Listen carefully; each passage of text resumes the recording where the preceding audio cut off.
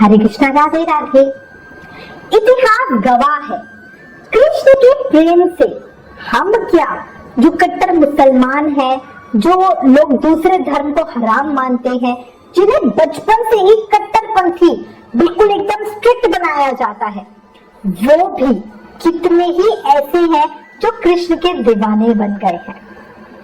भक्ति, प्रेम, जात, धर्म देखकर नहीं होती है ना, ये तो बस हो जाती है। सांसारिक प्रेम से तो अच्छा हमारा कृष्ण प्रेम है। एक प्रेम कलयुग में फंसाता है और कृष्ण प्रेम हमें इस संसार के भव सागर से ही पार करवा देता है ना। मेरे कान्हा, तारीफ कर सकूं तेरी, शब्दों में मेरे इतना जोर नहीं, बस इतना ही कहती हूँ मेरे कान्हा, तेरे जैसा कोई और नहीं। बोलो वृंदावन बिहारी लाल की जय, मोर मुकुट बंसी वाले की जय, हमारे कृष्ण कन्हैया लाल की जय। कान्हा, तेरे दीदार को अब आंखें जरूरी ना रही, मेरी आंखों में नूर बनके तू समाया है। किसी को मंदिर में मिलता होगा तू, मगर मैंने तो तुम्हें अपने दिल में ही पाया है ना। बोलो कृष्ण कन्हैया लाल की जय, मेरे श्यामा श्याम की जय। किन किन के दिल में श्री कृष्ण समाये हुए हैं, बसे हुए हैं, तो अभी कमेंट करके एक जयकारा तो जरूर लगाओ। बांके बिहारी लाल की जय।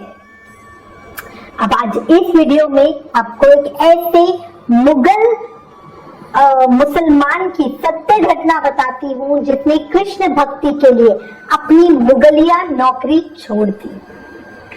सब छोड़ छाड़ के वो कृष्ण प्रेम में बैठे हैं। देखो, श्री कृष्ण को भक्त वत्सल कहा गया है। वो भाव मात्र से ही भक्तों के वश में हो जाते हैं। यही कारण है कि किसी भी जो और हमारे देवी देवता हैं, उनकी तुलना में भगवान श्री कृष्ण के भक्त बहुत ज्यादा अधिक हैं। इनके जो भक्त हैं वो जाति धर्म से बहुत परे हैं। हिंदू हो या मुसलमान, पुरुष हो या स्त्री, सभी इनके भक्त हैं। अब मैं आपको एक बहुत सुंदर प्रसंग बताती हूँ।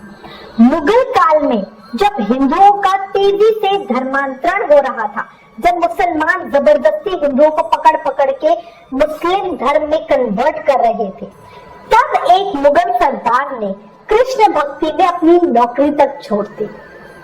उनकी गिनती महान कृष्ण भक्तों में होने लगी। बहुत ही सुंदर प्रसंग है, प्रेम मन और भाव से सुनना। जब प्रेम होता है तब पैसा, पद, जात सब बेकार की बातें लगती है ना। ये मुगल शासन के समय की घटना है। उस समय में मुल्तान, मतलब जो आज का पंजाब है, वहां का रहने वाला एक ब्राह्मण उत्तर भारत में जाकर बस गया। ब्राह्मण कृष्ण भक्त था। जिस घर में वो रहता था उसकी ऊपरी मंजिल में कोई मुगल दरबारी रहता था। रोज सुबह ऐसा होता था कि जिस समय ब्राह्मण नीचे अपने घर में गीत गोविंद के पद गाया करते थे, उसी समय वो जो मुस्लिम मुगल था वो ऊपर से उतर के दरबार के लिए जाया करता था। ब्राह्मण के मधुर स्वर तथा गीत गोविंद की जो ललित आभा से वो इतना ज्यादा प्रभावित होता था कि वो सीढ़ियों में ही कुछ देर खड़ा रहता था और वहीं रुककर उन पदों को सुनता रहता था।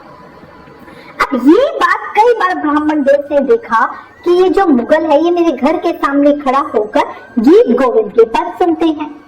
अब एक दिन ब्राह्मण देव ने उनसे पूछ लिया, सरकार, आप रोज इन पदों को सुनते हो, क्या कुछ समझ भी आता है? मुगल सरदार जो थे उन्होंने बोला कि भाई समझ में तो एक लफ्ज, एक अक्षर भी नहीं आता, पर ना जाने क्यों उन्हें सुनकर मेरा दिल गिरफ्त हो जाता है। तबीयत होती है कि खड़े खड़े बस इन्हें ही सुनता रहूं। आखिर किस किताब में से है ये? ब्राह्मण देव ने उन्हें बताया कि ये गीत गोविंद है, श्री कृष्ण का प्रिय। यदि आप सीखना चाहते हो तो मैं आपको सिखा दूंगा। अब ब्राह्मण देव की बात सुनकर वो मुगल तो बड़े खुश हो गए। उन्होंने ब्राह्मण देव का प्रस्ताव स्वीकार कर लिया और जल्दी ही इन्होंने गाना सीख भी लिया। फिर अक्सर ही वो इन्हें गाते थे। अब उनको अक्सर ही गीत गोविंद के पदों को गाता देखकर ब्राह्मण देव ने उन्हें टोका और कहा कि आप गाते तो बहुत अच्छा है, लेकिन इसे कहीं भी और कैसे ही नहीं गाना चाहिए। गीत गोविंद जहाँ भी गाया जाता है, श्री कृष्ण वहां स्वयं पहुंच जाते हैं। इसलिए कृपया कर जब आप इसे गाएं तो श्री कृष्ण के लिए एक आसन बिछा दिया करें।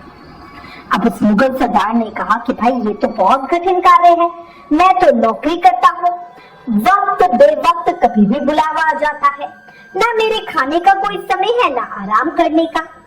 कई बार तो घोड़े पर ही मेरे को 1-2 दिन बिताने पड़ जाते हैं।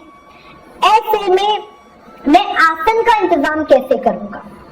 तो ब्राह्मण देव ने कहा तो फिर ऐसा है कि कभी भी और कहीं भी आप गाना बंद कर दीजिए, जब भी आप घर पे होंगे सिर्फ तभी गाइए। अब ये बात सुनकर उन मुगल सरदार ने कहा कि नहीं भाई, ये तो मैं नहीं कर सकता, मुझे गीत गोविंद के इन पदों की आदत पड़ चुकी है, इन्हें गाए बिना मुझे चैन ही नहीं पड़ता। ऐसे में मैं एकांत ढूंढूं वो तो मेरे लिए बड़ा ही नामुमकिन सा है, क्योंकि एकांत तो मुझे मिलना बड़ा ही मुश्किल है। अब तब उन ब्राह्मण देव ने कहा कि अच्छा फिर आप ऐसा कीजिए, आप भगवान के लिए एक छोटा सा बिछोना अपने पास रख लीजिए। जब गीत गोविंद गाने का मन हो तो उसको सामने बिछा ले, घोड़े पर हो तो जीने के आगे बिछा ले। मन में ये भावना रखें कि भगवान वहां पे बैठकर सुन रहे हैं। अब मुगल ने कहा ठीक है, ये तो मैं कर सकता हूँ, और वो ऐसा करने के लिए राजी हो गए। एक दिन उनको अचानक कहीं जाने का आदेश मिला, क्योंकि उधर राज दरबार में नौकरी करते थे, उन्हें तो कभी कोई भी आदेश मिल जाता था। अब वो जाते हुए बिछोना लेना रह ही गया उनका। घोड़े पर सवार होकर वो रवाना हो गए। अब थोड़ी देर के बाद ही आदत के अनुसार ही वो गीत गोविंद के पद गाने लगे। अब मुगल सरदार भाव विभोर होकर गीत गोविंद का पद गा रहे थे। तभी अचानक उन्हें घुंघरू की आवाज सुनाई दी। ध्यान दिया तो आवाज घोड़े के पीछे से आ रही थी। अब सरदार को पहले तो लगा कि नहीं कुछ वहम है, घुंघरू की आवाज इस सुनसान जगह में कहां से आएगी। फिर भी उन्होंने घोड़े से उतरकर पीछे देखा तो उन्होंने अपने सामने एक बहुत सुंदर, बहुत प्यारे सुकुमार श्री कृष्ण को खड़े देखा। उन्होंने सरदार से, भगवान श्री कृष्ण ने सरदार से पूछा कि तुमने इतना सुंदर गायन बीच में क्यों रोक दिया? अब श्याम सुंदर को अपने सामने देखकर वो मुगल सरदार तो एकदम ही भाव विहल होकर एकदम ही उनकी आंखें तो बिल्कुल एकदम ऐसे हो गई अभी बह जाएंगी, मुंह से आवाज ही नहीं निकल रही थी। बहुत देर के बाद अपने आप को कुछ उन्होंने संभाला और फिर उन्होंने पूछा कि आप तो दुनिया के मालिक हो, आप मेरे घोड़े के पीछे क्यों दौड़ रहे हो? तो भगवान श्री कृष्ण मुस्कुराते हुए बोले, तुम्हारे मधुर गीत सुनकर दौड़ नहीं रहा हूँ, नाचता हुआ तुम्हारे पीछे आ रहा हूँ। तुम मुझे आज आसन देना ही भूल गए, पर मैं गीत गोविंद पर नाचना नहीं भूल सकता। अब सरदार, जो मुगल सरदार थे, उनको बड़ी ग्लानि हुई कि भाई ये तो मेरी गलती है। दूसरे दिन सुबह ही उन्होंने नौकरी से अपना त्याग पत्र दे दिया और वैराग्य लेके श्याम सुंदर जी के भजन में लग गए। देखो ये सही ही है। एक बार श्री कृष्ण की रूप माधुरी को देख लेने के बाद संसार में और क्या बच जाता है ना? कोई नौकरी क्यों नहीं करना चाहेगा? और यही मुगल भक्त के साथ हुआ। बाद में प्रभु कृपा से मीर माधव नाम से वो विख्यात हुए। देखा आपने कैसे है हमारे कान्हा? उनके प्रेम, उनके रूप माधुरी से कोई बच नहीं सकता। एक मुगल सरदार जिसके पास दरबार में अच्छा खासा पद था, पैसा था, नाम था, शौहरत था, पर उन्होंने सब कुछ एक झटके में कृष्ण प्रेम के लिए छोड़ दिया, है ना? यही है प्रेम। मेरे कान्हा, तुम्हें देखने के लिए ये आंखें तरस जाती हैं। जितना तुम्हें देखती हो, देखने की चाह और बढ़ जाती है।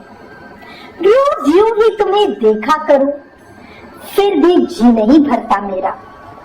हर दिन तुम्हारी छवि कुछ अलग सी ही नजर आती है। बोलो श्यामा श्याम की जय, मेरे श्याम सुंदर की जय, मदन मोहन जी की जय, वृंदावन बिहारी लाल की जय। अच्छा, थोड़ा आपको मैं गीत गोविंद के विषय में बताती हूँ। गीत गोविंद जयदेव जी की काव्य रचना है। गीत गोविंद में भगवान श्री कृष्ण का गोपियों के साथ रास लीला, राधा विषाद का वर्णन, कृष्ण के लिए व्याकुलता, उपलम्ब वचन, कृष्ण की श्री राधा के लिए उत्कंठा, राधा की सखी द्वारा राधा के विरह संताप का वर्णन है। श्री गीत गोविंद साहित्य जगत में एक अनुपम कृति है। हर भक्त को गीत गोविंद पदों को गाना ही चाहिए। अगर आपने अभी तक नहीं सुना तो प्लीज सुनना जरूर। और अगर ये वीडियो, ये प्रसंग आपको पसंद आया तो प्लीज इसे ज्यादा से ज्यादा शेयर करना। Please like, share and subscribe. Thank you. Hare Krishna.